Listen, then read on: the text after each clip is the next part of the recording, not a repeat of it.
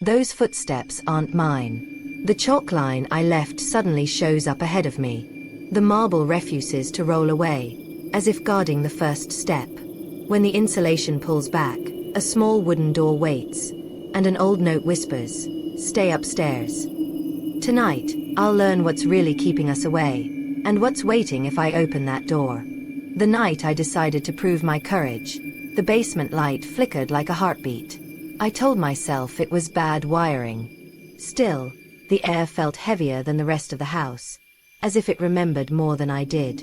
A step creaked without my weight, and something plastic rolled across concrete.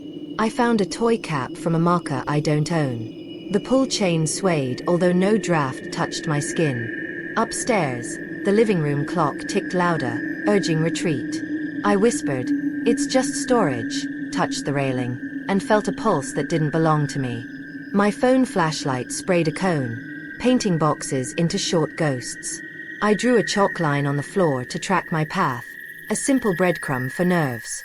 Somehow, when I turned, the white mark wasn't behind me. It was ahead, like it had moved by choice. A marble clinked against the furnace, rolled back, and stopped at my shoe. I nudged it away. It returned, patient as a pet. The bulb above hummed, then steadied. A smell like rain-soaked soil seeped from the far wall. I angled the light there and noticed insulation cut into a neat square. Behind the neat square waited a thin wooden door, unpainted, uninvited. Its knob felt colder than the metal shelving nearby. When it opened, the house exhaled, soft but certain. Inside crouched a crawl space barely big enough to kneel. On a crate sat a notebook labeled, "Do not wake the stairs." The entries dated back to 1979.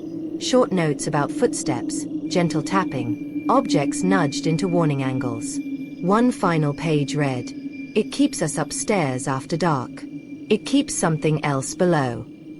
As I read, the pulsing air settled into a hush, and the marble rested beside the threshold. I set my phone to record and asked simple questions. "Who's here? What do you want?"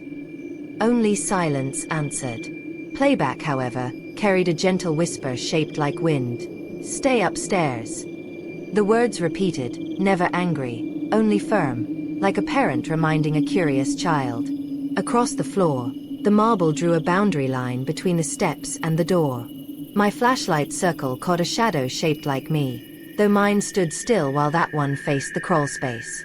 It lifted an arm toward the door, then lowered it slowly, as if warning me kindly. I whispered back, "Okay, thanks." I understood. The basement wasn't unsafe because of the presence. It felt unsafe because it was working. It warned me away from what waited behind the wooden door.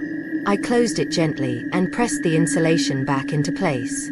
On the stairs, I said, "Thank you," feeling slightly foolish and oddly cared for. The marble rested by the first step like a sentinel. Now, after sunset, I leave the basement alone.